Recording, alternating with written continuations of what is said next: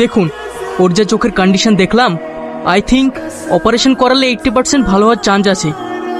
আচ্ছা ডাক্তারবাবু, অপারেশন করালে তাও কত টাকা খরচ হতে পারে? মিনিমাম 10 লাখ। আচ্ছা ডাক্তারবাবু, অপারেশন কতদিনের মধ্যে করা যাবে?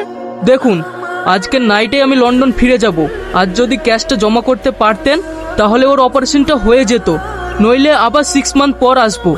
ঠিক আছে ডাক্তারবাবু, আমি আজকে অপারেশন করাবো।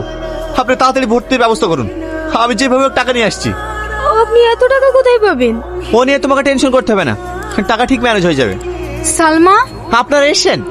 আপনার সালমার কাছে একটু বসুন, আমি এক্ষুনি আসছি। দাদা। আরে টনি, এতদিন পর তোর এই দাদার কথা মনে পড়লো? দাদা, আমি খুবই বিপদে পড়ে আপনার কাছে এসেছি, আমাকে 10 লাখ টাকা দেন না, টাকাটা আমার খুবই প্রয়োজন। মাত্র 10 লাখ? তুই যদি আমার সাথে 50 লাখ টাকাও চাইতিস না, তা আমি তোকে দিয়ে দিতাম, কারণ তুই আমার কাছে ফিরে এসেছিস।